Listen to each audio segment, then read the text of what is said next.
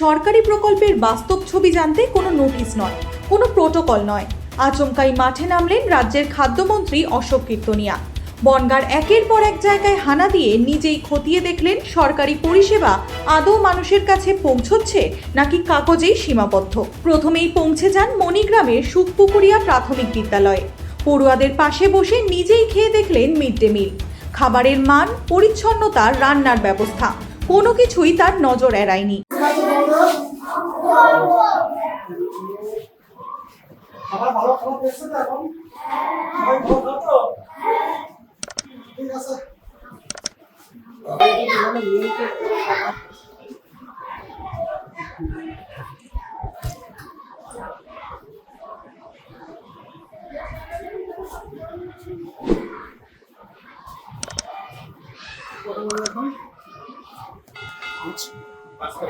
একটা 10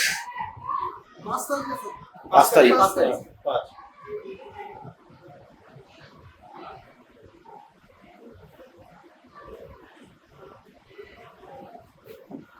এরপরই হঠাৎ হাজির রেশন দোকানে। খাদ্য দপ্তরের আধিকারিককে ঘটনাস্থলেই তলব করে উপভোক্তাদের দেওয়া গমের গুণমান পরীক্ষা করেন। পাশাপাশি খতিয়ে দেখেন রেশন বন্টনে কোনো কারচুপি বা অনিয়ম চলছে কিনা। এতেই শেষ নয়, সোজা চলে যান বোয়ালদহ গ্রামে। আবাস যোজনার ঘর নির্মাণ থেকে শুরু করে উপভোক্তাদের সঙ্গে সরাসরি কথা বলে প্রকল্পের বাস্তব চিত্র জানার চেষ্টা করেন। এরপর যশোর রোড সংলগ্ন এলাকায় মরা গাছের ডাল অপসারণের কাজও পরিদর্শন করেন। দেখুন, কালকে একটা প্রশাসনিক বৈঠক ছিল বারাসাতে উত্তর চব্বিশ পরগনার। সেই বৈঠকে আমাকে নিমন্ত্রণ করা হয়েছিল, আমি এসেছিলাম।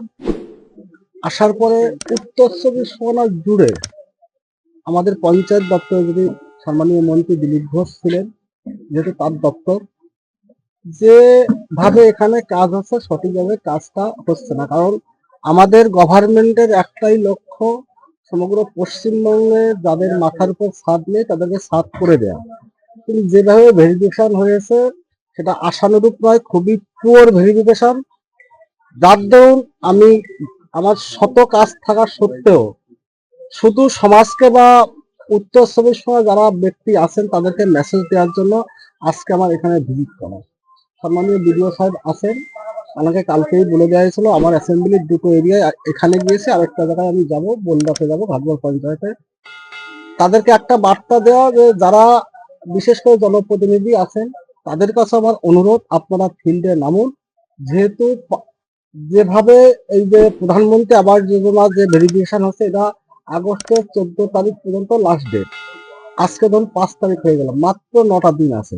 যে সবাই মিলে আমরা না নামতে পারি, আগামী 5 বছরের ভিতরে হয়তো আর প্রধানমন্ত্রী আবাস যোজনার ঘর আমরা পাবো না পশ্চিমবঙ্গে।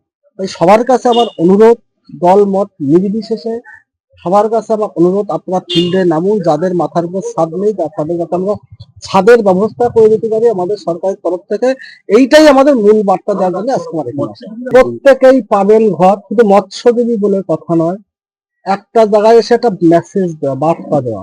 টোটাল সমগ্র পশ্চিমবঙ্গের মানুষকে বলবো, যারা আছেন জনপ্রতিনিধি, সবাই আপনারা ফিল্ডে নামুন।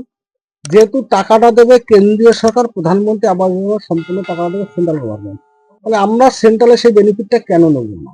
বিগত দিনে যেভাবে দুর্নীতি হয়েছে, দুর্নীতির থেকে রক্ষা করার জন্য দীর্ঘদিন যাবৎ বাকি ছিল। এটা গেল একটা পার্ট, ঘরের ব্যাপার। ধীরামজি যে প্রকল্পটা শুরু হচ্ছে 125 দিনের যে কাজের প্রকল্প, সেটাও সেম পজিশন হয়ে আছে। যাতে নতুন যারা জব ওয়ার্কার থাকবেন তারা এখনো অ্যাটেন্ড করতে পারেনি, সেটা আমার একটা মেসেজ থাকবে। এবং যে শৌচালয়ের যে পার্টটা, সেটা একটা বড় পার্ট আছে।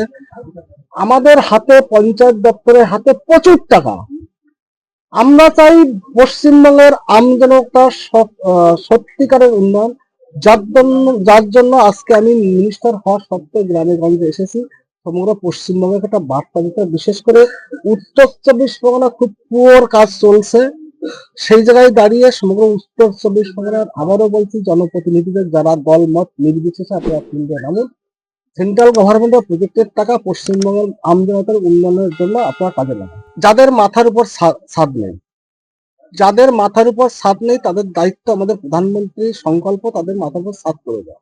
দেখুন, আমরা কথা দিয়েছিলাম বিগত দিনে, আমাদের সরকার আসার পরে যে যশোর রোডের দীর্ঘদিনের যে সমস্যা, যে মরা গাছগুলো কাটা হবে, এবং এটা ইলেকশনে আমাদের বনগাঁ যে ইলেকশন ম্যানিফেস্টো আমরা তৈরি করবো সেখানেও লেখা ছিল। সরকার গঠন হয়েছে, সরকারি দপ্তরে গাছ কাটতে গেলে বিভিন্ন দপ্তরে বিভিন্ন সময় বাধা সৃষ্টি হয়েছে, সেটা ওভারকাম করে গত 3 তারিখে গাছ কাটা শুরু হয়েছে। এবং যেহেতু আমার বিধানসভা আমি 3 তারিখে প্রবেশ থাকতে পারিনি, আজকে আমি এসেছি। পেট্টাপোলে গাছ খুব স্লো গতিতে চলতে সবে 6টা গাছ কাটা হয়েছে আজকে পর্যন্ত। টাইম হচ্ছে 1 মাস। যিনি কন্ট্রাক্ট নিয়েছেন তাকে পরিষ্কার বললাম লেবার বাড়াতে হবে এবং একসাথে সব জায়গায় লেবার সেট বাড়িয়ে কাজ শুরু করতে হবে। যদি কাজ শুরু না করে 1 মাসের ভিতর আমরা কাজটা কমপ্লিট করতে পারবো। যেহেতু আমরা যারা যশোরের উপর যাতায়াত করে তাদের কাছে প্রতিজ্ঞাবদ্ধ ছিলাম যে আমরা গাছ কেটে যে বিপজ্জনক গাছ গুলো দাঁড়িয়ে আছে, মৃত গাছ, বিগত দিনে বনগাঁর একটা করতোয়া প্রাণ চলে গিয়েছে, তাদের কাছে আমি কথা দিয়েছিলাম বাড়িতে যে যত দ্রুত সময় গাছ কাটা হবে গাছটা কাটা শুরু, সেটাই আজকে দেখতে এসেছি। 1 সপ্তাহ ভিতরেই গাছ কাটা শুরু। 111টা গাছ কাটা হচ্ছে। এর পরবর্তীতে আরেকটা বড় পাট আসছে, আরেকটা লট আসবে, সেটাও কাটা হবে, সেটাও টেন্ডার হবে। মোটামুটি বিগত দিনে যে সমস্যা, 15 বছরে তৃণমূলের একটা জমানার একটা তারা চেষ্টা করেনি, সব বাস্তবতা তারা যদি চেষ্টা করতো যে তত প্রাণগুলো চলে গেল, তাদের আমরা ফিরিয়ে আনতে পারবো না, কিন্তু সেই প্রাণগুলো কিন্তু আজকে যেত না। তাই যেহেতু আমরা প্রতিজ্ঞাবদ্ধ ছিলাম যে 111টা যে শুরু হলো, আগামীকাল আরো একটা বড় সংখ্যার গাছ আছে, যেগুলো দিতে পারে সেগুলো কাটা হবে। ভরসা রাখুন আমাদের প্রতি। গভর্নমেন্টটা ডবল ইঞ্জিনের সরকার, গাছ কাটা হচ্ছে, রাস্তা আগামী দিনে বাড়বে, সেটা ভরসা। দিনভর এই ঝটিকা অভিযানের শেষে প্রশাসনের একাধিক কাজে অসন্তোষ প্রকাশ করেন খাদ্যমন্ত্রী অশোক কীর্তনিয়া। স্পষ্ট বার্তা দেন, সরকারি প্রকল্পে কোনো গাফিলতি, কোনো অনিয়ম বা অবহেলা আর বরদাস্ত করা হবে না।